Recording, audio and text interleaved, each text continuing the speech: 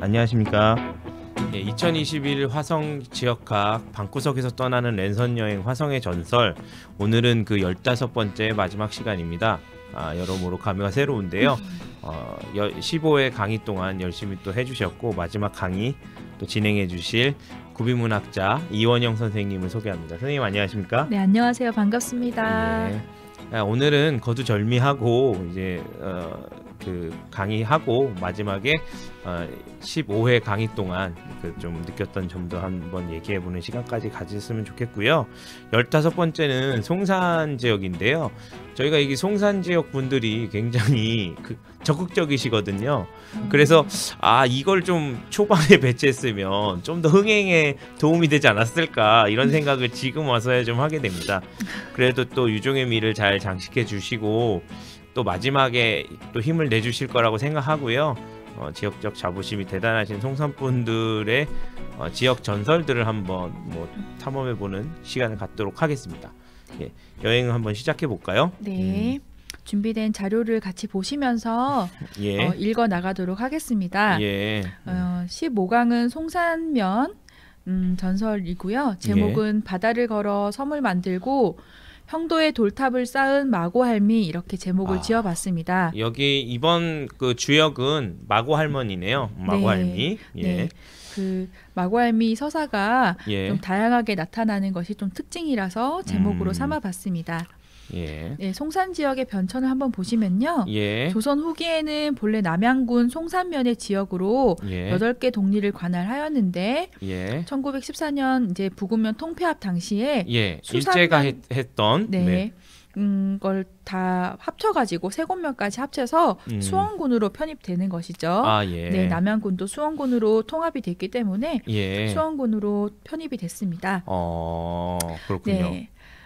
수산면, 세곡면, 그리고 송산면 이렇게 세 개 면이 합쳐졌다라고 보시면 되겠고요. 수산면은 지금의 동쪽 지역인 사강리와 삼존리 일대를 관할했던 지역으로 보시면 되고요.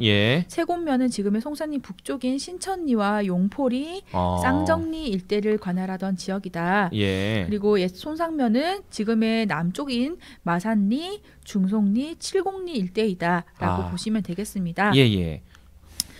여지대 전도라는 에서는 이 세 개 면의 위치와 함께 천등산이라든지 해운산 봉대라든지 그리고 해망산이라든지 화량진 이제 같은 것도 표시되어 있다. 1700년도에 있는 여지대전도에 이제 지금 송산 지역들의 여러 지명들이 나와 있다는 거죠? 네네, 천등산이라든지 이런 것들이 남아 있다는 것입니다. 그렇군요. 네. 1933년에는 자연마을을 구분해서 행정리 28개리로 개편을 했다고 하는 게 있더라고요. 그리고 나서 수원시로 승격 분리돼가면서 화성군 송산면이 됐고요.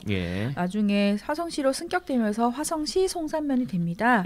지금은 15개 법정동리와 37개 행정통리로 되어 있고요. 한번 이제 법정동리를 보자면 사강리, 봉가리, 삼존리, 용포리, 고정리, 쌍정리, 천등리, 신천리, 독지리, 마산리, 고포리, 지화리, 중송리, 육일리, 칠곡리 이렇게 있습니다. 여러 가지 면들이 다 있고 그렇군요. 네, 그래서 아마 지역민들에게는 사강시장에 있는 사강이라든지 또 이제 마산리라든지 저희는 이제 공룡알 화석지가 있는 거기가 고정리인가요? 고정리인 것 같은데 혼나는 거 아닌가 모르겠어요. 어쨌든 이런 지형이 좀 아무래도 자주 찾아보는 명소가 있는 곳이 지명이 조금 눈에 띄네요. 저희 입장에서는. 네, 저도 익숙하게 다가오는 지역입니다. 전체 지도를 한번 보시면 이 바다를 접하고 있는 그리고 이제 가장 위쪽에 있는 면이기도 한데요. 지금은 이제 서신면, 마도면 그리고 남양읍과 접하고 있고요. 여기 위로는 새솔동이라고 하는 송산 새로운 그린시티의 시작이었죠. 가 이제 넓은 광활한 이 간척지에 개발이 되고 있어서 여기는 신도시도 있지만 또 여러 가지 어떤 문화산업이라든지 이런 공장지대라든지 이런 것도 들어온다고 하더라고요. 그런 다양한 굉장히 다양한 모습의 예. 지형을 엿볼 수 있는 그런 다채로운 곳인 것 같습니다. 예. 송산면의 과거와 현재를 항공사진으로 한번 살펴보시면요. 예. 여기가 지금 다 바다였습니다. 예. 여기가 지금 있는 형도라든지 우음도 같은 지역도 바다의 지역이었는데 간척이 되어서 이렇게 간척지로 이제 이어져가지고 내륙 지역으로 포함된 것으로 확인할 수가 있습니다. 아 그렇군요. 네. 확실히 땅이 엄청 많이 늘어났네요. 네. 그 송산 그린시티는 거의 이제 옛날에 바다였던 곳들이 이제 거의 대부분 위치하게 될 거고요. 예. 그래서 여기도 방조제가 연결이 되었기 때문에 이것 때문에 이제 시화호가 생기고 시화 방조제가 생기고 하면서 이제 내륙 지역으로 그리고 또 바다 가운데 있던 섬에서 바다를 접한 해안가 지역이 되기도 했습니다. 그게 또 차이가 많이 나겠네요. 네, 그것도 한번 우리 실시간을 보시자면 조금 키워서 보시겠습니다. 여기 자 이렇게 과거의 사진을 한번 보시면 이런 지역들은 다 바다를 접하고 있던 지역들이었죠. 자 마산리라든지 이런 지역은 옛날에는 포구였습니다. 그래서 고폴이라고 해서 이제 포구의 이름도 남아 있죠. 바다를 접해서 이런 갯벌의 모습도 남아 있는데요. 이런 모습들을 지금 보면 다 이제 간척이 돼서 농경지가 돼서 이제 개간이 된 걸로 볼 수가 있겠습니다. 특히나 이렇게 우음도라든지 형도라든지 하는 부분들도 예전에는 바다 중에 있는 섬이었죠. 그렇죠. 아주 섬이 있는데 지금 이것이 이제 간척이 되어서 이렇게 넓은 광활한 간척지 가운데 있는 이제 내륙 지역이 되었습니다. 그래서 여기에 이제 이제 면하고 있는 마주보고 있는 곳은 안산과 시화가 그렇죠. 되겠습니다. 이곳이 시흥과 안산이죠. 네, 시흥과 안산이고요. 이쪽이 시화호에 해당되겠죠. 네. 이렇게 해서 보시면 대충 이해가 되시리라고 보고요. 자 여기 보시면 음도 형도 주변에 크고 작은 섬들이 여러 개가 있습니다. 그렇네요. 이런 크고 작은 화성에는 생각보다 크고 작은 섬들이 꽤 많이 있는데요. 이런 섬들과 관련해서 오늘 제가 제목으로 삼은 이 마고할미, 이 해안가 지역의 마고할미 설화가 이제 전승이 되고 있어서 그런 걸 바탕으로 해서 오늘 이야기를 이어나가 보고자 합니다. 흥미로울 것 같습니다. 네, 기존에 이제 장안면이라든지 우정읍에서 봤던 이제 산을 이제 지고 옮기거나 또 산이 되어버린 이런 마고할미의 서사가 있는가 하면은 또 이 바닷가 지역의 마고할미는 이제 섬들을 만드는 창세 여신이기도 한데요. 오히려 그 제주도의 설문대 할망과 더 느낌이 비슷하겠네요. 예, 그렇습니다. 그러면서 또 한편으로는 이제 대결의 서사도 나타나고 있어서. 한번 살펴보시면서 형도의 마고할미의 어떤 문학적인 가치라든지 이런 것들을 한번 느껴보시면 좋겠어요. 형도 마고할미 설화는 송산면의 인근 섬들과 마고할미에 관련된 이야기입니다. 이 이야기들은 이제 구비문학 대계에도 수록되어 있고요.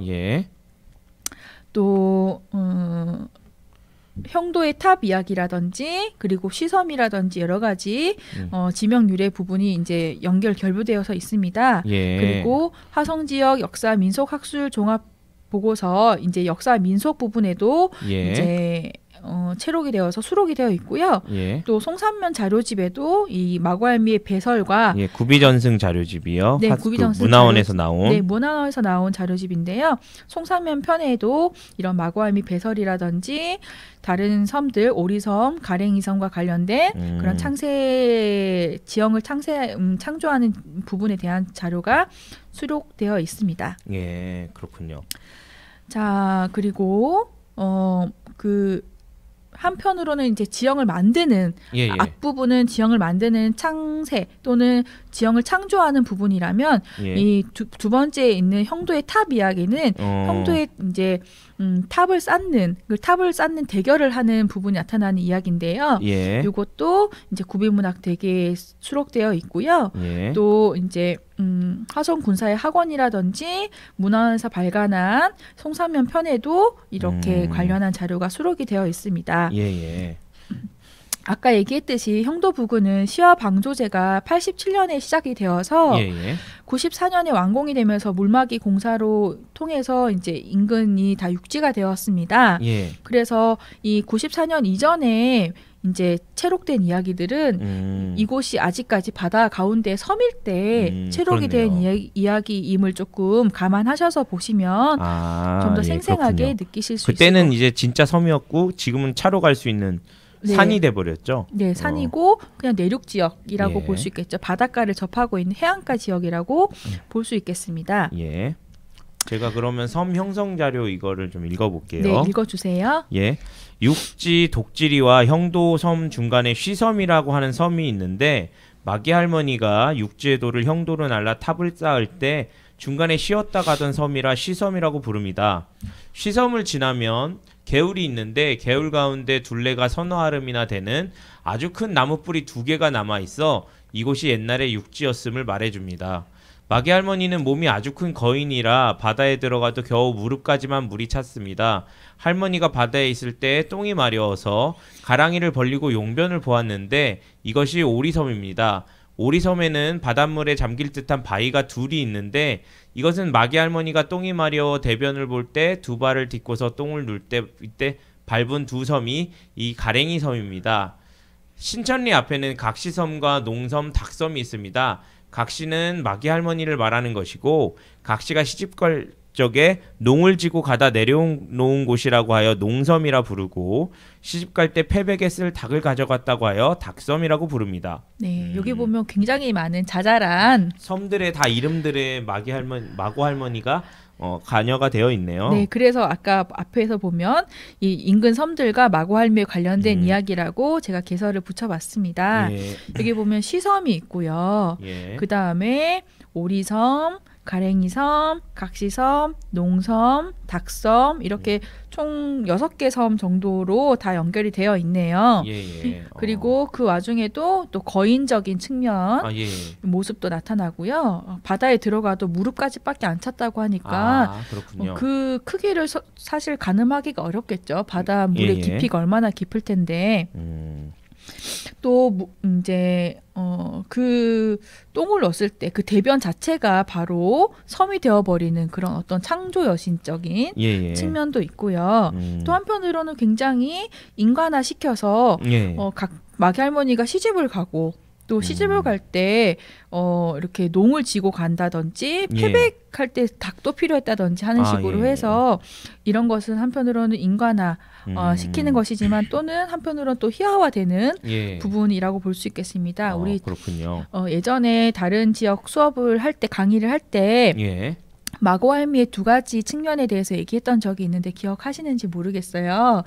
한편으로는 창세 여신으로서의 모습이 있고 한편으로는 이제 희화화되어 가는 모습들이 있다고 했는데 여기는 똥을 넣었다고 하는 게 되게 중요한 예로 그때도 말씀하셨던 것 같아요. 성산 쪽에 있는. 그래서 희화화되면서도 한편으로는 또 섬을 만드니까 2가지의 모습을 다 이제 배설이라든지 이런 것이 중요했었잖아요. 그렇죠. 그런 부분이 여기도 나타나고 있다. 오줌을 싸서 뭐 강이 되고 바다가 되고. 네, 바다가 패인다든지 바위가 패인다든지 이런 것도 있는데. 근데 그런 게 아니라 진짜 이 똥을 통해서 이게 섬이 됐기 때문에 이건 창조적인 성격이다 이렇게 말씀을 하시는 거군요. 그런 부분도 있고요. 또 그 실질적으로도 이렇게 육지에서 돌을 날아가실 때 쉬어가던 섬도 쉬섬이라고 하는 것처럼 지명이라든지 지형과 관련되어 있다는 거.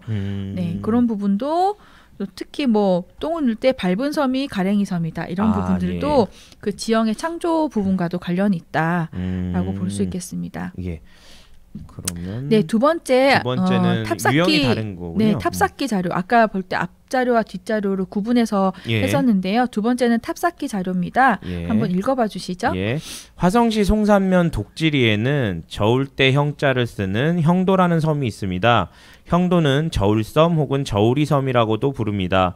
형도의 산 정상에는 탑이 있었는데 그 탑은 인간이 쌓은 탑이 아니라 마기 할머니가 육지에서 돌을 지고 날라 쌓은 탑이라고 합니다. 옛날에 마기 할아버지와 마기 할머니가 살았는데 마기 할아버지는 대부도에 황금산을 쌓고 마기 할머니는 형도에 탑을 쌓는 내기를 하였습니다.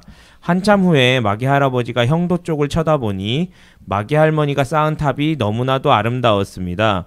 마기 할아버지는 자신이 쌓은 황금산은 마기 할머니의 탑을 따라갈 수 없다고 여겼습니다. 이에 심술이 난 마기 할아버지는 형도에 쌓은 탑을 발길로 걷어차버렸습니다. 형도에 남아있는 탑의 한쪽이 부서져 있는 것은 마기 할아버지가 발로 찼기 때문입니다. 형도와 육지 사이에 쉬섬이란 섬이 있는데 마기 할머니가 탑 쌓는 돌을 가지고 가다가 중간에 쉬었기 때문에 그런 이름이 붙었습니다. 네, 여기 보면 이 이야기는 예전에 우리 다른 지역의 마고할미 설화를 볼 때 그 할미산성이라고 축성 내기가 나오는 설화들이 맞아요. 있었습니다. 여기서도 보면 대부도의 마귀와 이 형도의 마귀가 서로 대결을 하는데요. 성 쌓기 내기는 아니지만 한쪽은 산을 쌓고 하나는 탑을 쌓는 내기를 합니다. 근데 여기서는 더 빨리 쌓는다기보다는 너무나 아름답다고 하는 그 미적인 가치에 그렇네요. 기준을 두고 있다는 것이 좀 특이한데요. 그렇네요. 그게 좀 특이하네요. 네, 보통 한국은 속도전인데 네, 보통 축성도 하룻밤 사이에 또는 누가 더 빨리 그것을 완수하느냐 하는 것에서 승패가 결정되는 것이 많은데 여기서는 이제 마귀 할아버지가 자기가 더 빨리 쌓을 수도 있었겠지만 마귀 할머니의 탑을 따라갈 수 없다고 느낀 이유가 너무나도 아름다웠기 때문이란 점에서 기존에서 봤던 자료들과 좀 사뭇 다른 기준이 나온다는 점에서 좀 재미가 있었고요. 근데 그래서 따라갈 수 없었다고 느낀 이 마귀 할아범이 실패를 인정하는 것이 아니라 오히려 탑을 발길로 걷어 차버려서 폭력적으로 나왔네요.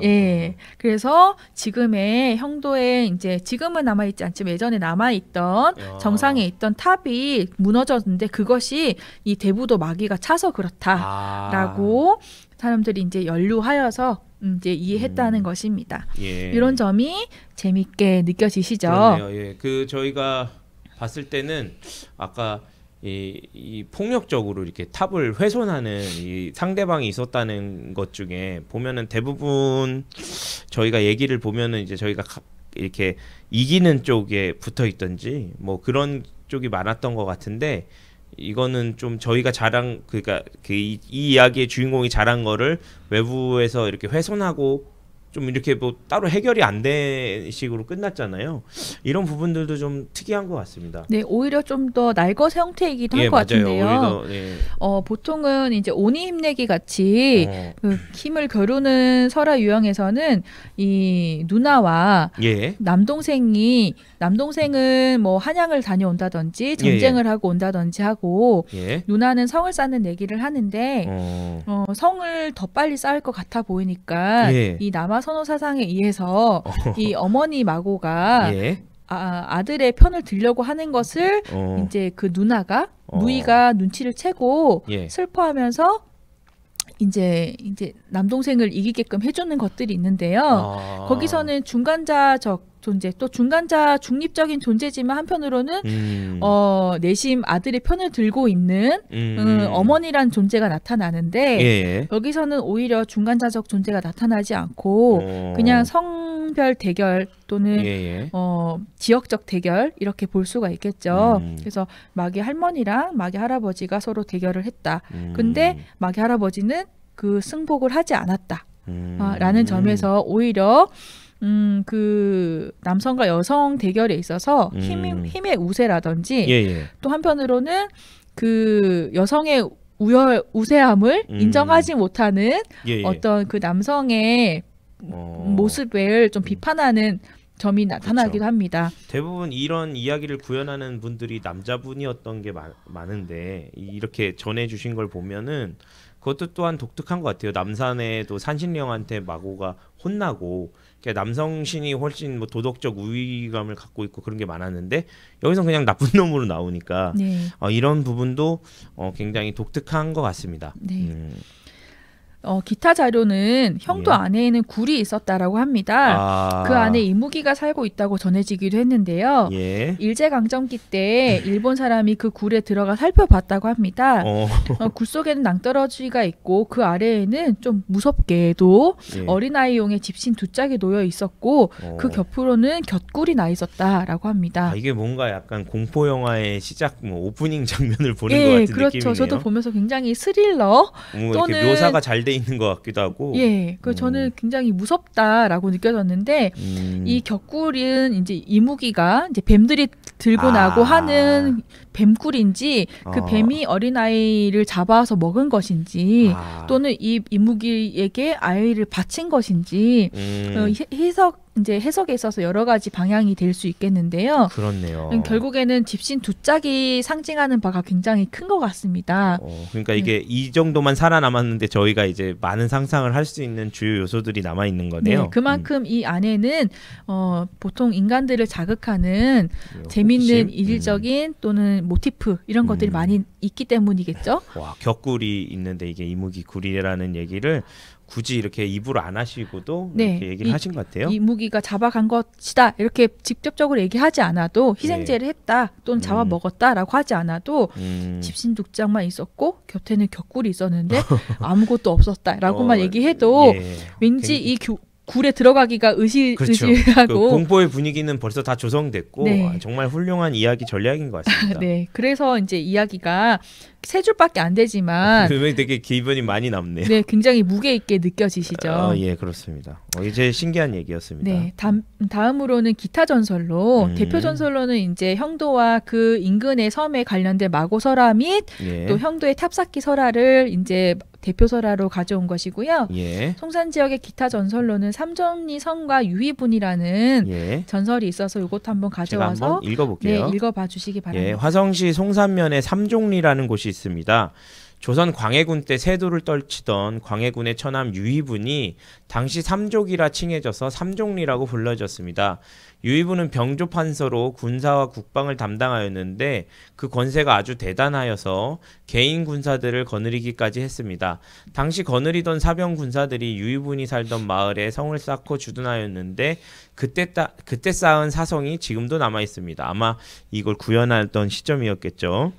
그래서 삼종리라고 그 설화에서는 구술을 하셨고 또 적으실 때 삼종리라고 하셨는데 실제로는 삼존리라고 삼존리 성이라고 해서 저희가 찾아볼 수 있었습니다. 아마 와음일 수도 있을 것이고 그리고 잘못 생각하셨을 수도 있죠. 잘못 생각하거나 잘못 기억하거나 아니면 받아 쓰시는 분이 잘못 썼을 수도 있고요. 그렇죠. 지금은 그건 알 수는 없는데요. 어쨌든. 그래서 지금은 이제 실질적으로 삼존리 성으로 이제 정리되어서 불려지기 때문에 삼존리 성으로 제목을 삼았습니다. 근데 이 사성에서 그냥 끝나는 것이 아니라 이 유희분이 어떠한 인물이고 어떠하게 이제 인생의 결말이 나는지가 나타나는데 한번 읽어봐 주시죠. 제가 한번 읽어볼게요. 유희분이 타고 다니던 말 한 필이 있었는데 이 말은 한양 조정의 조회 시간에 제때 도착할 수 있도록 출발 시간을 울음으로 알려주는 신통한 능력이 있는 천마였습니다.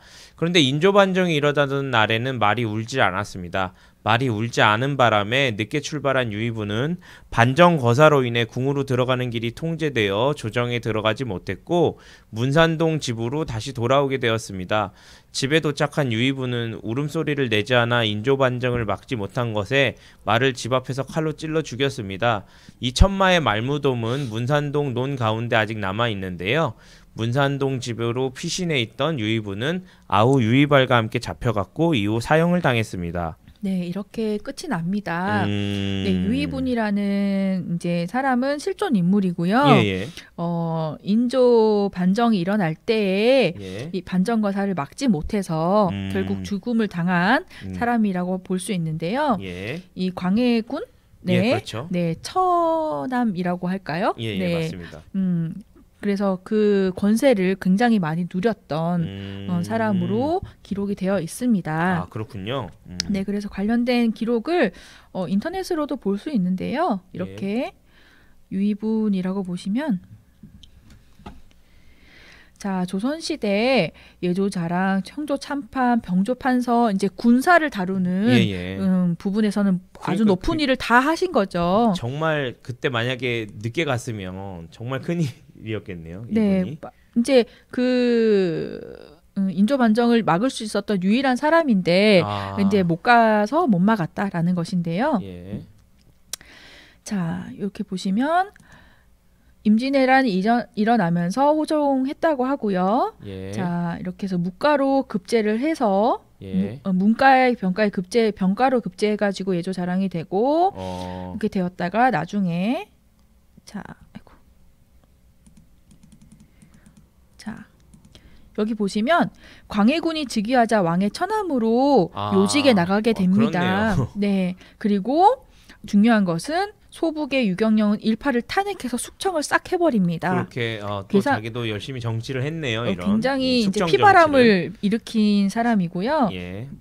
그래서 죽을 수밖에 없었겠군요. 네, 그래서 대사관, 도승지, 이조, 병조, 현조, 참판 등 모든 요직을 역임해서 모든 세력, 이제 큰 권세를 누린 집안이라고 할 수 있겠습니다.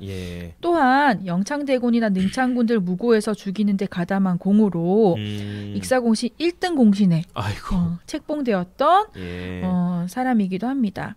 한편 이제 또 인목대비 폐위 여러분 많이 들어보셨죠? 맞습니다. 예. 패모론 같은 것도 일으킨 사람이고요. 총대 맨 사람이네요. 여러모로. 결국에는 이 반대파를 물리치고 인목대비를 서궁에 유폐시킨 데 성공을 했습니다. 그리고 관련된 유생들을 투옥 유배당하게끔 했고 횡포를 자행하다가 1623년 결국 인조 반정이 일어났는데 여기에 이제 살려둘 수가 없는 사람이었네요. 반대측에 있는 그리고 요직에 있고 큰 권력을 가지고 있던 사람이기 때문에 차명을 당하게 됩니다. 아, 그렇군요. 그때 이제 서로 반목했다라고 해서 이제 제가 다뤄졌는 이 실존 인물입니다. 그 실존 인물이 실존 인물과 좀 이 생애랑도 또 비슷한 연관이 되어 있군요. 네, 여기 보면 왜 이렇게 큰 권세를 다 누리고 있던 사람이 인조 반정 때는 실제로 많은 수를 거느리지 못했다라고 했잖아요. 왜 그걸 막지 못했을까? 그 많은 권세를 누리고 있던 사람이 그 하나를 막지 못했을까라는 어떤 의문에서 출발했을 것 같고요. 그래서 또 실제적으로 화성 삼존리송 하면 이렇게 유적으로도 정리가 되어 있습니다. 조선시대 성곽으로서 이렇게 사성으로 쌓아진 곳인데 조선 초기 만들어진 것을 보인 성지는 광해군 처남인 유이분이 병조판서로 임명됐을 때 군사들이 와서 쌓은 성이라고 한다. 라고 해서 실질적으로도 이런 유적이 남아 있다라는 거. 그래서 이 전설의 역사성이나 현실성과 더 이제 그런 것들을 좀 강조한 측면이 있겠죠. 그리고 굉장히 좀 이 디테일하게 역사적 흐름을 따라가 붙어 있는 그런 전설인 것 같습니다. 네. 자, 이런 점에서 자명종이 이제 안 울려서 늦게 일어나서 이제 문제가 생긴 인생이네요. 네. 그런데 이 천마가 실수를 한 것이 아니라 뭔가 이 유이분이 하는 행동을 일부러 막은 것이다라고 볼 수 있겠죠. 그렇게 볼 수도 있겠네요. 그 사람이 너무 잘못했으니까 외적으로서 문제도 많이 일으키고. 네. 그래서 이 천마의 그날 인조반정이 일어날 때 조정에 나갈 시간을 알려주지 않은 것을 실수인가 아니면 자의적으로 일부러 인위적으로 신의 뜻일 수도 있겠네요. 이게 이 두 가지로 해석하는 거에 따라서 이 결과를 해석해 볼 수 있겠죠. 그렇네요. 네. 다음으로는 홍섬과 육교동 지각이라는 이제 전설입니다. 요것 한번 읽어봐 주시죠. 화성시 송산면 612 육교동에는 지각이라는 정자가 있습니다. 육교동은 한 동리에서 당상관에 속하는 교리버스를 한 사람이 6명이나 살아서 육교동이라고 불렀는데요. 육교동에는 연못이 있었는데 조선 중기 영의정을 3차례나 지낸 홍섬이란 대신이 낙향을 하여 지각이라는 정자를 지었습니다. 홍섬은 여기에 연꽃을 기르며 완상하며 소일하였습니다. 어느 날 국가에 중대한 사건이 생겨 승지벼슬을 하는 양반이 국사에 대해 자문을 받고자 원로인 홍정승을 찾아뵈러 오는 길이었습니다. 마침 비가 와서 육교를 지날 때 물이 차 발이 빠지게 되었습니다. 네. 그 비가 와서 육교동을 지날 때 물이 차서 이제 막 발이 빠진 것이죠. 예. 이미 승지벼슬 한 사람도 양반이잖아요. 그렇죠. 양반이 어떤 행동을 하는지 한번 보시죠. 예, 한번 보겠습니다. 사람을 찾다 밑쪽을 보니 어느 노인 한 명이 삿갓을 쓰고 낚시질을 하고 있었습니다. 승지는 노인을 불렀고 노인은 양반을 쫓아왔습니다. 승지는 자신이 중대한 국사를 논하러 왔다고 하며 업어서 건네달라고 하였습니다. 노인이 그를 한참 쳐다보다 결국 업어서 건네주었습니다. 승지가 홍정승 댁에 도착하여 주인을 찾으니 하인이 말하길 대감마님께서는 낚시를 가셨습니다 라고 했고, 이에 승지가 낚시하는 곳이 어디쯤 되는지 물었습니다. 이에 하인의 대답을 들으니 아까 자신을 업어서 건네준 노인이 홍정승이었습니다. 지각정자가 있던 연못은 이후 전부 논이되었으나 못이 있었던 흔적은 남아 있습니다. 네, 이 홍섬이라고 하는 이 여러 번 이제 영의정을 3번이나 지낸 아주 중대한 이제 원로인데요. 이 원로께서 지금 송사면 육교동에 와서 낙향을 해서 이 연못 지자를 쓰는 이제 정자를 짓고 완상하면서 이제 어떻게 보면 전원 생활을 열심히 하고 계셨던 것인데 아주 후배격인 사람이 와서는 그 노인에게 이 노인이 평민 또는 천민인 줄 알고 그게 함부로 한 거죠. 나 좀 업어서 건네라 라고 한 거죠. 나는 고귀한 양반이니 이 질척질척하는 데를 도저히 건넬 수가 없다. 아, 그렇군요. 이렇게 당연히 요구할 수 있는 시대였나 봅니다.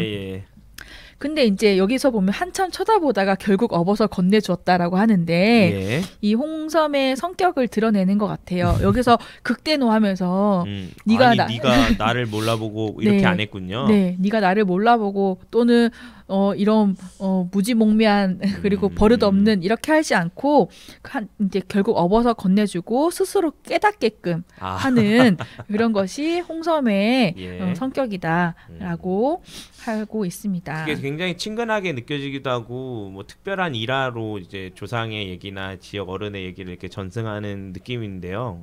굉장히 일상적이기도 하고 그 사람의 성격을 좀 잘 드러내는 이야기네요. 네, 오히려 극대노하거나 막 물리쳤다면 그냥 일반적인 얘기가 됐을 텐데 근데 뭔가 이렇게 특이하게 됐네요. 이분이. 네, 스스로 잘못을 깨달을 때까지 기다려주는 것이 이분의 어떤 성숙한 어떤 그런 지혜라든지 어떤 이제 인격에 있어서 완성적인 그런 부분을 보여주는 것으로 보입니다. 그래서 이 지각 정자가 있던 연못은 전부 논으로 아마 간척이 된 것 같아요. 메워지고 하지만 못이 있었던 흔적이 남아 있다고 하니까 이것도 612 육교동 쪽에 주민들께서 알고 계시면 그 지역을 좀 알려주시면 좋겠다. 표시라도 해놓으면 좋을 것 같고 그렇대요. 또 새롭게 어디 만들어라도 요즘에는 공원을 많이 조성을 하니까 그런 조성을 할 때 예전에 있었던 그런 지각 정자라든지 연못을 되살린다면 새롭게 만들어지는 공원도 더욱 의미 있고 또 역사적인 같은 이제 지역의 역사를 같이 설명해 줄 수 있는 곳이 되니까 좋지 않을까 생각을 해봅니다. 자, 송산 지역 전설의 현장과 증거물 부분 한번 보실게요. 이거 형도 사진을 가지고 오셨네요. 네, 형도의 지형 변화인데요. 1988년까지만 해도 이렇게 새파란 바닷물에 있는 이제 완전한 형태의 이제 섬처럼 보이네요. 네, 그리고 이때는 이미 공사가 시작되고 있었다고 합니다. 그래서 일부 이렇게 채굴이 되고 있었어요. 근데 꼭대기까지는 아직 채굴이 안 돼서 이 꼭대기는 살아 있는데 이 꼭대기에 이제 탑이 있었다라고 하는 것이죠. 그러니까 2년쯤 87년쯤부터 이제 공사가 시작했다고 합니다. 그렇고 이제 그때 탑이 있었다고 얘기하는 체록된 이야기 시점이 한 80년대 초반이나 이전이었을 거니까요. 네, 이때까지만 해도 있을 수도 있었다 생각을 해봅니다. 근데 이제 형도의 지형이 이제 조금 변하기 시작하는데요. 여기 보시면 아까의 이런 새파란 그리고 완전한 산의 모습을 가지고 있었는데 아래의 모습을 보시면 좀 황폐화되었다라고 그렇죠. 많이 보시죠. 이렇게 파여나갔네요. 네, 그리고 주변이 이제 여전히 시야오라든지 바닷물에 좀 둘러싸여 있긴 하지만 좀 넓게 이제 드러났네요. 네, 드러나고 간척이 많이 된 것으로 보이고요. 물이 빠진 모습들이 보이고 있습니다. 그리고 이 주변으로 이렇게 간척된 지형이 많이 보입니다. 예. 네, 그리고 이 가운데가 움푹 파인 것이 보이죠. 예, 마치 우리 우정읍의 쌍봉상도 아니고 맞네요. 그렇네요. 가운데가 이렇게 파였는데 그만큼 이제 이런 사업을 하면서 채굴을 많이 해서 쓴 것 같아요. 채석장으로 쓴 것 같습니다. 예. 그래서 한편으로 저는 이제 지형을 활용했다는 점에서는 나름 아껴서 자연을 사용한 것일 수도 있겠지만 이렇게 형도의 마고 할미가 쌓은 탑 전설이 전해지는 지형인데 이렇게 너무 황폐화되게 이제 훼손이 된 것 같아서 좀 마음이 아프고 볼 때마다 좀 어떻게 저렇게 자연을 이렇게 파괴할 수 있을까 라는 그것을 부정하거나 비판하는 것이 아니라 자연이라는 것을 인간이 이렇게 쉽게 파괴하거나 없앨 수도 있는 것이구나 라고 참 인간의 문명의 힘이 좀 대단하다 라는 것을 한편으로 느끼기도 합니다. 저기를 이렇게 파서 저기 이제 시화호나 이렇게 방조제 만드는 데 썼다고 하더라고요. 네네. 그만큼 이제 그 지역 발전에는 좀 알뜰하게 쓰일 수 있었겠지만 또 이 지형이 그 지역에서는 한편으로는 관광의 명소가 되거나 그렇죠. 나중을 생각하면 또 달랐을 수도 있겠네요. 또 미적인 어떤 충분한 이제 가치를 바랄 수 있었을 텐데 그렇죠. 이렇게 좀 황폐화된 것 같아서 그런 부분에서 좀 아쉬움을 남깁니다. 안에 들어가면 실제로 이게 그 사람이 살았던 집이나 뭐 교회나 이런 것들이 좀 남아 있거든요. 그래서 좀 이렇게 좀 방치되어 있는 측면들이 있고요. 그리고 요새 또 들어가 봤더니 그 근처에 어업을 하시면서 그 지역 그 형도를 중심으로 어업을 하시는 분들이 또 몇 분 또 다시 돌아오셨다고 하더라고요. 그래서 여러 가지 생각을 많이 하게 합니다. 저 형도 섬에 가게 되면. 저도 이렇게 사진으로만 보고 멀리서만 보고 아직 형도 안까지 들어가 보진 못했는데 이 형도라는 섬을 답사하거나 트레킹하는 그런 도보 여행을 통해서 이 자연에 대해서 생각하는 어떤 경험이라든지 또 지역과 역사를 이해하는데 다양한 시각을 좀 마련할 수 있을 것 같다는 생각을 해봅니다. 제가 좀 덧붙여서 말씀드리면 그 무한도전 좋아하시는 분들은 무한도전에서 화성 특집을 할 때 경기도 화성에 가고 그랬잖아요. 그 경기도 화성에서 이게 우주 화성이라고 내려놓은 그 지점이 저 형도의 그 채석장으로 파여나간 안쪽 지점들이었습니다.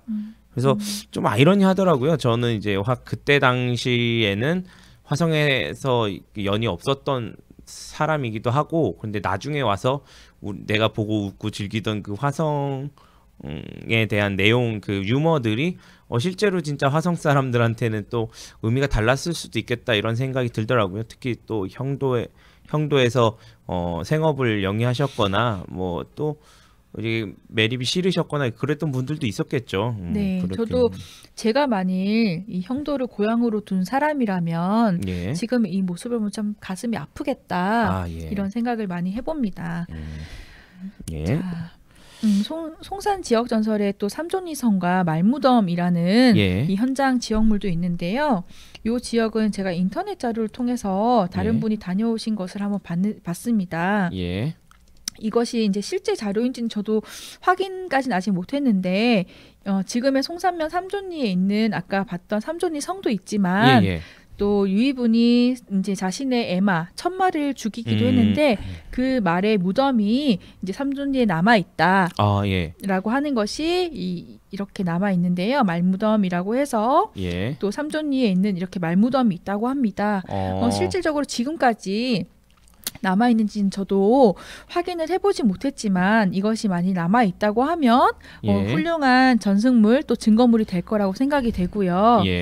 그냥 이렇게 황폐화되게 또는 황량하게 관리되는 것이 아니라 이 이야기라든지 전설이라든지 이런 것들이 좀 살려서 살려서 또 설명을 또 표지판이나 이런 것들을 통해서 이제 저희 강의를 보고 그 지역 곳곳을 답사하시는 분들이 뭐 스탬프를 찍는다든지 또는 그곳을 다녀온 의미 있는 곳을 남길 수 있도록 그런 지점이 좀 개발이 되면 좋겠다라는 생각이 듭니다. 이 지역이 그대로 남아 있을지 없을지는 저도 잘 모르겠는데 저도 이후에 다시 한번 이제 확인차 다녀오고 싶다라는 생각이 많이 남아 있습니다. 예.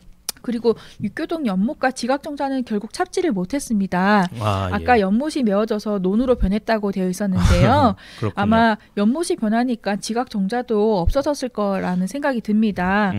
그렇지만 이제 612라든지 육교동이라는 지명은 남아 있으니까 예. 그 지역에서 그 연못이 있었던 터라든지 지각정자라든지 이런 걸 되살릴 수 있는 곳이 있다면 아까 얘기했듯이 공원화하는데 조금 반영이 되면 더 좋지 않을까? 예. 그러면 이제 그냥 인물 전설로 전해지던 것들이 이 현장 증거물과 연관이 되어서 좀 더 생명력을 얻지 않을까라는 생각을 하게 됩니다. 예. 그 열심히 찾아주셨네요. 그 말무덤에는 한번 가봐야 되겠네요. 네, 그렇죠. 이런 삼존리선 같은 것도 이제 이렇게 주소도 다 나와 있지 않나요? 거기 웅봉산에 있는 거니까. 네. 이런 지점도 좀 찾아가서 사진 자료라든지 이런 것들을 조금 업데이트 해놓는 것도 좋을 것 같다는 생각이 듭니다. 예. 자, 넘어가서요.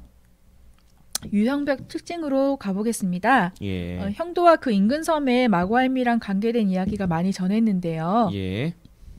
이는 거인 여신에 의한 창조 신화적 성격을 띠는 지형 창조형 거인 설화에 해당이 됩니다. 예. 지형을 창조하는 거인은 주로 산이나 섬, 바위 등을 직접 이동시키거나 배설을 통해서 지형을 변화시키는 걸로 나타나죠. 예.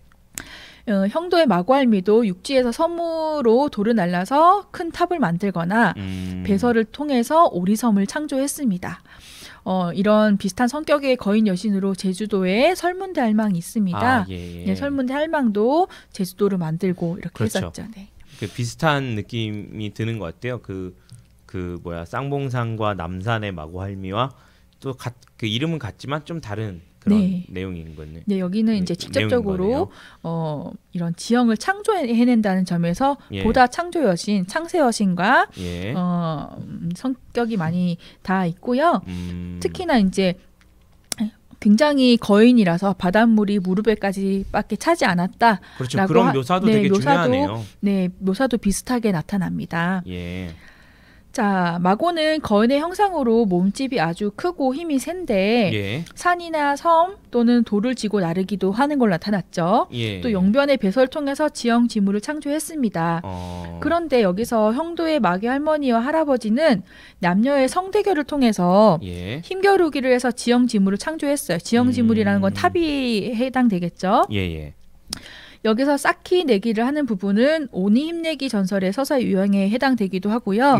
아까 얘기했듯이 할미산성의 축성 이제 대결에 해당되기도 합니다.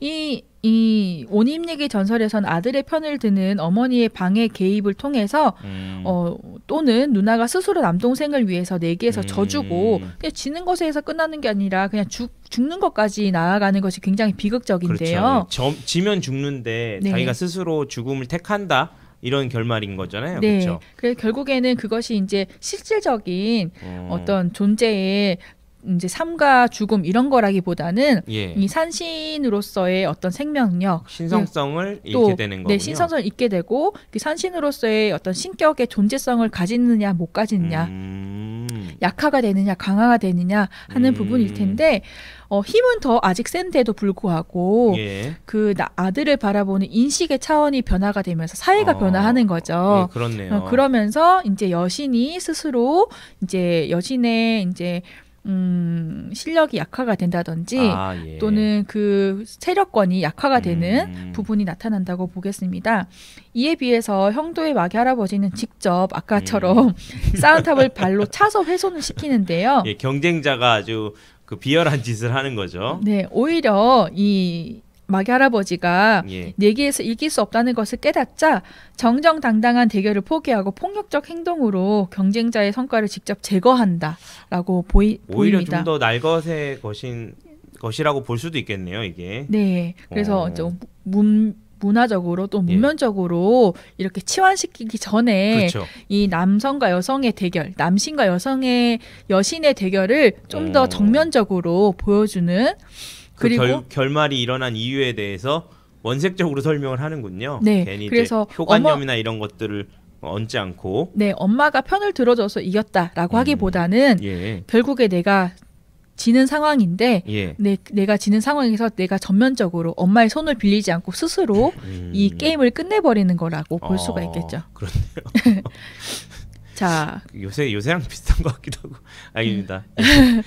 이러한 내용의 바탕에는 보통 오니 힘내기 유형에서 보여지듯 남신 마고에 비해서 여신 마고의 건축 능력이 탁월하다는 기본 전제가 설정이 되어 있습니다. 아직까지 실제로 더 예쁜 걸 만드는 건 여성이 더 잘한다는 생각도 있지 않나요? 그럴 수도 있는데 또 역사적으로 조각가나 미술 화가를 보면 또 남성들도 많이 있잖아요. 어떤 그 남성과 여성을 딱 뭐 한다기보다는 여기서 이제 얘기에서는 이제 여신의 세력권에서 아직까지 여신의 이제 신력이 충분한데 남신이 대결의 상황, 대결의 구도를 만들고 있다. 그리고 그거의 승패에 승복하지 않는다. 그리고 이제 실패를 예감함에도 불구하고 이제 이기고 싶어하는 마음 이런 것들이 좀 더 전면적으로 드러난다고 볼 수 있겠습니다. 날것의 느낌이에요. 네, 그 오니 힘내기 설화에서는 남동생은 누나를 직접 죽이거나 누나에게 내가 1등 할 거야 이렇게 전면적으로 얘기하지 않잖아. 적극적으로. 그렇죠. 그것을 이제 은연중에 엄마를 통해서 그리고 누나의 스스로의 희생을 통해서 쟁취하는 걸로 나타나는데 여기서는 비록 내가 진다고 인정할지라도 그거에 대한 의사를 확실하게 보여준다는 점에서 보다 좀 남성도 주체적이고 여성도 주체적인 어떤 그렇게 그런 주체적이라고 볼 수 있네요. 직접적인 폭력인데 폭력적이라도 이제 주체적으로 하는 거죠. 남한테 좀 비열한 느낌은 좀 덜하네요. 네, 오히려 엄마를 통해서 하는 것보다는 엄마 손에 피를 묻혀줘 하는 것보다는 오히려 내가 스스로 그냥 내가 나쁜 놈이야 하고 이렇게 드러나니까 더 그게 층위가 더 나아 보일 수는 있겠네요. 네. 어쨌든간 내가 이제 그 죄값도 내가 받겠다 하는 그렇죠. 사람들한테 욕도 자기가 그냥 먹으니까. 네. 그러면서 남성 인물의 배타적이고 공격적인 성격은 전설의 남동생보다 직접적으로 표현이 되고 있습니다. 그것도 되게 그만큼 같이, 그 승리에 대한 욕망도 강하게 표현이 되는 것이죠. 어떻게 보면 이제 공정하다고는 그렇고 이제 대등하게 경쟁한 그런 느낌이네요. 결국은. 형도의 마고 이야기에서는 오니 힘내기 전설에 나온 어머니와 같은 우회적 매개체가 없었죠. 나타나지 않기 때문에 자신이 패배하는 결과에 승복하지 않고 직접적으로 무력을 사용해서 대결을 무효화해 버렸습니다. 야 기권 이렇게 하기도 그러니까 뭐 이제 바둑판을 그냥 엎어버렸네요. 네, 엎어버리는. 한편 쌍봉산 마고 전설에서는 쌍봉산과 남산 두 마고가 서로 돌을 던지면서 대결했었는데요. 여기와 다르게 여기서는 여성보다는 남성만 무력을 사용했다. 이 대결에 있어서 힘을 겨룬다기보다는 한쪽은 산을 쌓고 한쪽은 탑을 쌓는 거에서 이제 힘을 힘도 물론 있겠지만 정교함이라든지 이런 점을 겨뤘다는 점에서 조금 더 문명에 가깝다라고 볼 수 있겠습니다.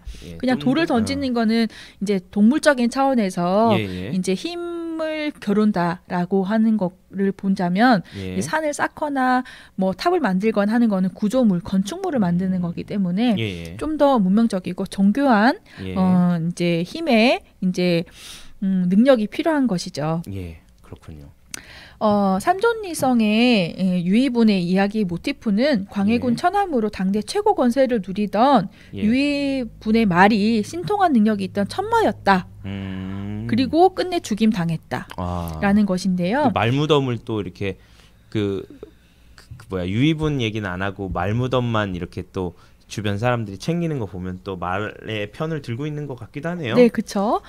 유이분의 무덤에 가서 뭐 불쌍하다 하는 분 사람은 없는데 천마가 너무 불쌍하다.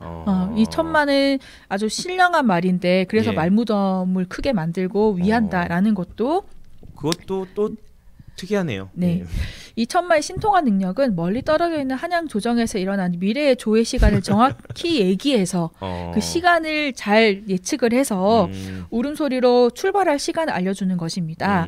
그러나 이러한 예지력이 있음에도 불구하고 이런 오히려 제일 중요했던 이런 인조반정 날에는 울음소리를 알려주지 않았고요. 그래서 국가의 군대와 많은 군사를 통솔하면서 권세를 떨치던 병조판서 유이분이 인조반정을 막을 수 있었음에도 불구하고 출근 시간을 늦추었기 때문에 입궁 자체를 못해서 결론적으로는 이제 반정 거사를 이제 성공하게 만든 것입니다. 예. 그래서 인조 반정한 사람들이 궁을 다 닫았다고 해요. 절대 못 들어오게. 이로써 하루아침에 유의부는 세도가 1등 공신에서 숙청의 대상인 역적이 되고 맙니다. 유의부는 주인인 자신과의 의리를 배신하고 예. 자신을 실패하게 만든 것에 분개해서 예. 이 천마를 죽이는 거죠. 유의분이 올랐던 병조 판서는 국가 병력의 통수권자입니다. 예. 지금으로 치면 뭐 가장 높은 장군에 해당될 수도 있겠죠. 예. 한나라 군대의 수장인데요.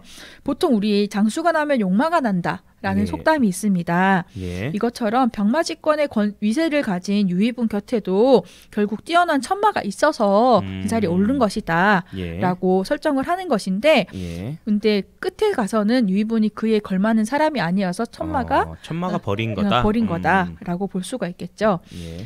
또 홍성과 육교동 지각 전설의 모티프는 높은 예. 자리에 있는 사람이 정체를 숨기고 겸손하게 행동해서 교만한 이에게 깨우침을 주는 것이라 할 수 있겠습니다. 작중에서 이제 설화의 문면을 보면 삿갓을 쓰고 낚시질을 하는 모습은 보통의 이제 양반들이 하는 이제 차림새와 다르죠. 네. 검소하다고 기록된 그의 성품 및 청렴한 벼슬아치로 청빈이로도 뽑혔다고 합니다. 그런 모습과도 상통을 하는데요. 한편 높은 벼슬을 앞세워서 신분이 낮아 보인 노인한테 자신을 업어서 건네라고 명령한 승진은 이 홍섬의 속임을 통해서 반성하고 스스로 교만했던 부분을 뉘우치게 됩니다. 참 스승과 같은 네, 뜨끔한 좋은 선배네요. 네, 네. 정말 깨닫게 해서 네. 행동을 바꿀 수 실질적으로 이렇게 질책하거나 비난하는 것이 아니라 네. 이렇듯 교만과 횡포를 경계하라는 교훈을 이제 은연중에 주신 것이죠. 예. 이 홍섬의 일화 전설은 벼슬아치들의 전행과 횡포를 탄핵하다가 유배와 파직을 당하기까지 했던 그의 실제 삶의 행적과도 다 있습니다. 이게 홍섬의 일화를 살펴보니까 이런 이제 생애를 사셨더라고요. 예, 끊임없이 그렇군요. 계속 이제 유배와 파직을 당하시면서도 계속 전행과 횡포를 탄핵을 합니다. 네, 그래서 이렇게 아주 청백리 상을 받을 만큼 꼿꼿하시고 지역의 또 검소하신 큰 어른이네요. 네, 정말 존경받을 수 있을 만한 위인이신 만큼 예. 그에 관련된 유적이 좀 남아있으면 좋지 않을까? 그것도 좀 안타깝네요. 네, 그런 부분을 이제 여러 번 느끼게 되는데요. 예. 서사적 의미 부분에서 조금 더 깊게 예. 문화적인 또 문학적인 이제 해석을 좀 해보자면요. 예. 천마는 주인에게 충성하는 보통의 동물이 아닙니다. 예예. 보통의 개, 또 보통의 말은 주인에게 충성을 하겠죠. 예. 하지만 천마는 장수의 조력자로서 역사 흐름에 관여하는 신이한 존재입니다. 예예. 결국 유의분을 조력하던 행위를 이 단절, 끊어버린 천마의 행동은 권력을 내세워서 무참한 횡포를 자행하던 예. 광해군 시절을 종식하려는 인조반정의 새로운 역사적 흐름에 순응한 것으로 해석할 수 있습니다. 예. 인조반정 손을 들어준 것이죠. 그렇네요. 네, 그래서 이는 광해군 시절의 폭정이라든지 예. 또 인조반정을 바라보는 일반 민족의 시각을 대변한다라고 볼 수 있겠습니다. 한쪽의 시각일 수 있겠지만 어쨌든 일반 민중들의 시각일 수 있겠네요. 네, 그래서 유의분의 천마는 주인을 배신한 나쁜 짐승이라 보지 않는 것이죠. 주인을 죽게 만들었어 이런 배신자 이렇게 보지 않고 예. 오히려 옳은 일을 한 후 죽임을 당한 신비의 동물로 가깝게 기억이 되는 것입니다. 예. 이에 말무덤은 무고한 생명을 무참히 도륙한 이런 예. 유의분의 악행의 역사를 또 반주를 하고 예. 천마의 억울한 죽음을 기리던 이 삼존이 지역민의 성찰과 기억의 장소라고도 할 수 있습니다. 그 당시에 광해군 시절 진짜 폭정 심했어. 사람들 막 도륙하고 자행하고 막 자기 마음에 안 들면 죽이고 예. 그런 가문이었어. 그런 무자비한 가문도 결국에 인조방정 통해서 다 이제 벌 받았지. 예. 근데 그 벌 받는 과정에서 이 천마가 그날 도움 주지 않았더라면 인조방정 성공하지 못했을 거야. 예. 그 과정에서 희생된 동물이라고 볼 수 있겠습니다. 예. 자, 마지막으로 보자면요. 홍도는 이제 원래 섬이었는데 예. 이런 시아오 방조제 공사 통해서 육도가 놓여서 육지와 연결됐죠. 예, 맞습니다. 성도에 사는 채석장으로 채굴되면서 훼손이 되었는데 특히 산 가운데 부분 심하게 깎여서 파헤쳐진 상태입니다. 예. 이로 인해서 우리 이야기 속에서 나타나는 너무 아름다웠다고 하는 그 탑의 모습, 예. 그리고 아름다웠지만 대부도 마고가 차서 한쪽이 무너졌다고 하는 그 모습마저도 이제 찾아볼 수가 없습니다. 그렇죠. 이제 아예 형태가 그냥 다 파여나가갖고 그 섬 자체가 그냥 형도의 탑이 아닌가 싶을 정도로 파여나갔죠. 그래서 저는 그 모습을 보면서 과연 저렇게 저 지형을 그냥 둬도 되는 것인가? 저렇게 좀 흉물스럽게 남아있는 지형을 파헤쳐진 상태로 두는 것이 맞는 것인가라고 생각이 들 만큼 좀 너무나 무자비하게 파헤쳐진 것은 아닌가 생각을 했는데요. 예. 전설의 증거물이 오랫동안 전해져 내려왔으나 예. 현대개발공사로 파괴되어서 전설의 현장을 확인할 수 없게 되었다는 점이 안타까움을 남깁니다. 예. 이렇듯 화성의 도서 해안 지역에서 지형 지물을 창조하는 이 귀한 마고설화가 이제 다양한 형태로 전승되고 또 체록되었다는 점은 국민문학 분야의 연구에 유의미한 의의가 있다고 볼 수 있겠습니다. 그래서 마고설화가 해안가 지역에서 또 내륙 지역에서 또 산이동을 하는 설화로 또는 창세의 이제 지형을 창조하는 설화로 여러 가지 형태로 남아 있네요. 네, 또 때로는 희화화된 존재로 또는 부정적으로 비난받는 존재로 이렇게 여러 가지 변이형으로 다양하게 자료로 체록되었다는 점에서 이 화성시의 마고설화에 대해서 전반적인 논의를 좀 적극적으로 해봐야 되지 않을까라는 생각을 해봅니다. 예, 송산에서도 정말 다양한 얘기들이 있었고 특히 마고가 굉장히 중요한데 형도가 이렇게 파여져 나간 그런 모습들을 보면 그 대부도 마고가 발로 찬 거랑 우리가 이제 그러니까 지금 형도가 이렇게 훼손된 거랑 좀 자꾸 이렇게 겹쳐 보이는 게 좀 어쩔 수 없는 것 같아요. 이게 이야기를 사유하는 인간의 한 사람으로서 뭐 그런 느낌을 받는 것은 어쩔 수 없는 부분인 것 같습니다. 그래서 정말 생각할 지점들이 많죠. 왜냐하면 특히 시아오가 굉장히 썩은 물이다고 굉장히 비난을 받을 때에는 그 가치와 상징이 훨씬 더 컸을 것 같은데 조금 여러 가지 아쉬운 점들이 있습니다. 뭐 나중에 이제 전체적으로 정리하면서 얘기했으면 할 부분이기도 하지만 어쨌든 그 봉수대가 있었다고 얘기 들었는데 기록에도 있는데 봉수대의 흔적을 찾을 수 없는 거 뭐 그런 부분들도 많이 아쉽고요. 그런데 이제 굉장히 정신문화유산으로서는 큰 부분을 차지하는 그런 마고 그러니까 거인 여신에 대한 그런 부분들이 화성의 곳곳에 남아 있었는데 그 부분을 저희가 학술적으로 좀 잘 조명하지 못했다는 부분 그런 부분들도 아까 지적해 주셨듯이 앞으로 좀 해야 할 일이 많은 것 같다는 생각이 들었습니다. 그 형도의 파헤쳐진 모습이 이제 왜곡되고 또 변이되고 또 와전되어 왔던 그 마고 할미의 모습과도 굉장히 많이 닿아 있는 것 같아요. 그렇죠. 원래의 모습에서 많이 달라진 모습 그리고 시대의 흐름에 따라서 상처가 나기도 하고 이제 모습에서 악귀가 되기도 하고 이제 이런 본연의 모습에서 상처를 입는 모습이 이 자연의 여신인 이 자연 자체가 파헤쳐지는 게 이 마고가 파헤쳐지는 거랑 비슷하게 느껴졌는데요. 그런 점에서 이제 아쉽다, 안타깝다 해서 그냥 버릴 것이 아니라 지금의 그 파헤쳐진 모습조차도 우리가 역사이자 또 그 자체에서 우리가 반성하고 성찰한 장소로 이용할 수 있잖아요. 그렇죠. 네, 예를 들어서 독일 같은 곳에서 제2차 세계대전이라든지 이런 걸 겪었지만 오히려 그곳에서 다시 통합을 얘기하고 치유를 얘기하고 할 수 있는 것처럼 그런 이제 형도의 마고설화가 이제 막 파헤쳐진 곳에서 다시금 이런 지형을 창조해내고 새로운 지형이 생성되고 하는 이야기로 만들고 할 수 있는 능력이 충분히 이 인류 문명에 있다고 생각합니다. 그런 능력이. 그래서 그렇게 흉물스럽게 방치할 것이 아니라 그나마 이제 그런 것을 가지고 우리가 활용할 수 있는 문화 콘텐츠를 좀 개발하는 쪽으로 발전적으로 생각을 해보는 게 더 생산적인 것이 아닐까라고 생각해 봅니다. 예, 그 15번째 마지막 여행은 어떻게 보면은 그 해양형 마고 여신이 중심이 되는 그런 이야기들이었습니다.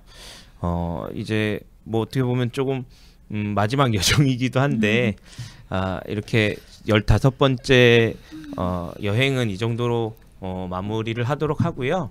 저희가 이제 그 긴 대장정을 다 마치고 났으니까 간단하게 좀 소회를 나눠보는 시간도 필요할 것 같습니다. 네. 여기까지 들으셨다면 여러분은 정말로 진짜 정수를 가져가시는 건데 어떠셨습니까? 저희가 이걸 준비하면서 여러 가지 생각들을 많이 하게 됐었는데 직접적으로 강의를 준비하시고 자료를 정리하셨던 분의 생각을 좀 들어보고 싶어요. 이 과정이 어떤 의미가 있었다고 생각하시는지 아니면 아쉬웠던 점은 무엇이었는지 이런 것에 대해서 그냥 간단하게 편하게 얘기를 해주시면 좋을 것 같아요. 어차피 이게 시간 제한이 있는 것도 아니고.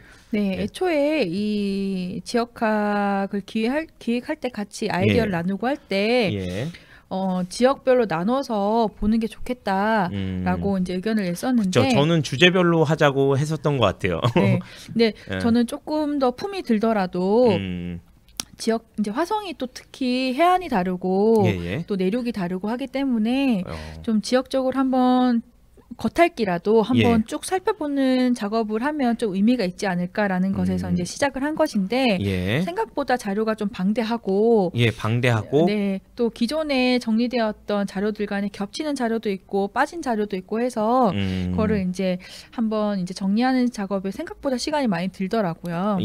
그렇지만 또 중앙에 있을 때 또 이제 지역학이 아니라 그냥 학계에서 한국학 뭐 이런 쪽으로 크게 봤을 때는요. 네, 강포설화 위주로 설화를 연구 많이 했을 때에는 이렇게 낱낱이 살펴보지 못하는 부분들도 많았는데 지역학이라는 지점에서 보면 오히려 더 이 자료 하나하나의 가치가 좀 깊이 느껴졌고 또 제가 또 지역에 이제 와서 살게 되다 보니까 좀 더 애정을 가지고 보게 되는 지점도 있었습니다.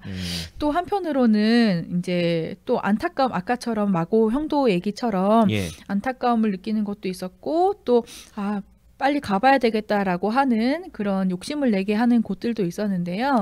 그런 작업들이 저 혼자만의 안타까움이나 또 욕심으로 끝나지 않고 문화원이나 또 다른 지역분들 이걸 보시고 활용하실 여러 분들에게도 자극이 돼서 이렇게 이야기 유산, 이야기 자산, 또 무형 유산 같은 것들이 큰 가치가 있다는 것을 스토리텔링 콘텐츠가 돼서 어떤 작품으로 이렇게 개발될지도 모르잖아요. 그렇죠. 그런 부분에서도 같이 많이 애정과 관심 가져주시면 좋겠다라는 생각을 하게 됩니다. 저는 좀 이렇게 이걸 해보면서 가장 좀 안타까웠던 점은 일단 사진이나 글로만 남아 있는 자료가 많다는 거. 그러니까 사진이나 뭐 오래된 사진이나 뭐 이렇게 다양한 증언이나 뭐 이런 식으로라도 좀 보완할 수 있는 내용들이 있었을 텐데 그 저희가 전설을 중심으로 하면서도 그 전설의 증거물에 대해서 이게 많은 부분이 또 이제 소실되었다 이렇게만 말씀드릴 수밖에 없었던 게 첫 번째로 아쉽고요. 두 번째는 제가 좀 이렇게 간접적으로 말씀을 듣긴 했는데 이런 부분들을 다 하나하나 확인하고 했어야 한다. 뭐 이런 의견을 주시는 분들도 계셨어요. 그러니까 뭐 하나하나 다 찾아보고 이렇게 산성이면 산성도 가보고 이렇게 했어야 되는 게 맞지 않느냐 이렇게 얘기하셨는데 그게 맞는 말이면서도 약간은 좀 틀린 말이기도 한 게 저희가 이것만 하진 않잖아요.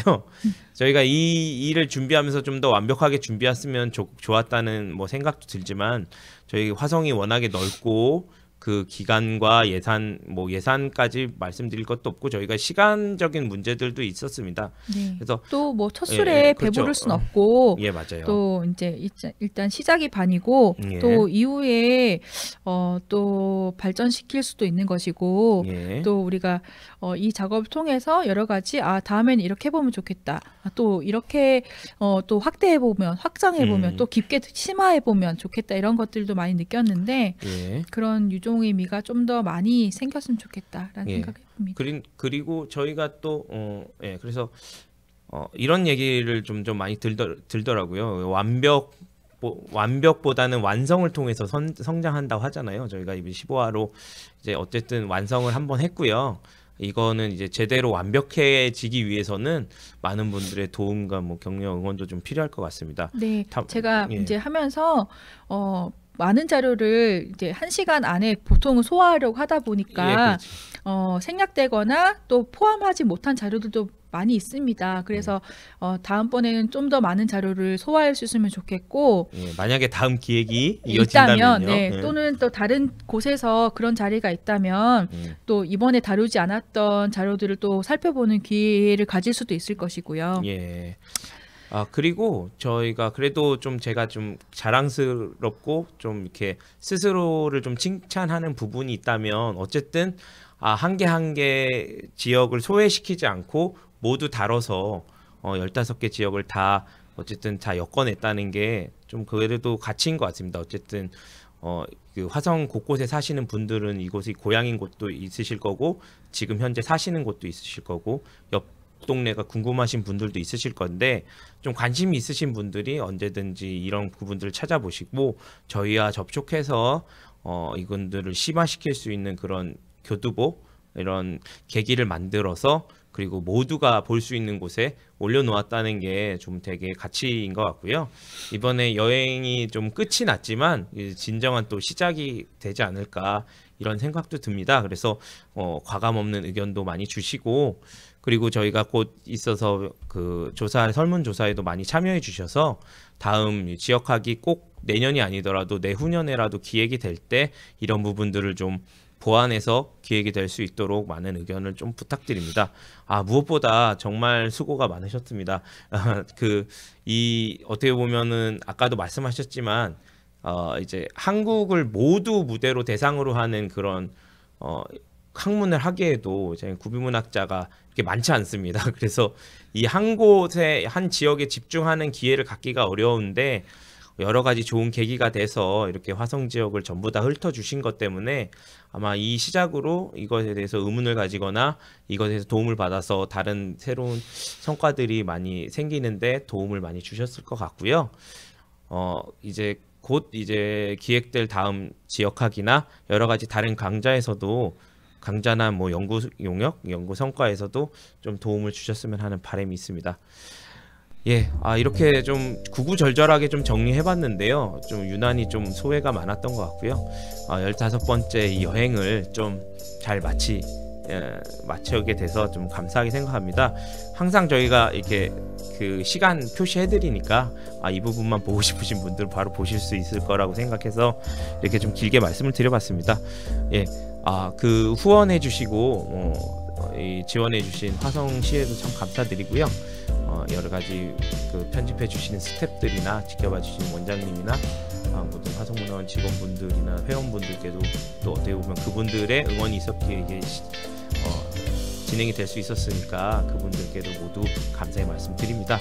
여러분, 그러면 2021 화성의 방구석에서 떠나는 랜선 여행은 이제 더 이상 없고요. 방구석에서 떠나는 랜선 여행이 될지 어떤 주제가 될지 모르지만 2022 화성 지역학으로 다시 만나 뵙도록 하겠습니다. 화성문화원에서 오는 문자 꼭 받아주시고, 저희 또 많은 그 유튜브를 통해서든 어떤 경로를 통해서든 의견 주시면 좋은 의견으로 받을 수 있고요. 이거 강좌 관련된 많은 자료나 뭐 선생님에 대한 정보나 이런 것들은 또 문화원에 연락 주시면 저희가 또 제공해 드릴 수 있도록 하겠습니다. 너무 감사드리고요. 이 정도로 마치도록 하겠습니다. 2022년에 뵙겠습니다. 감사합니다. 감사합니다. 여러분 감사합니다.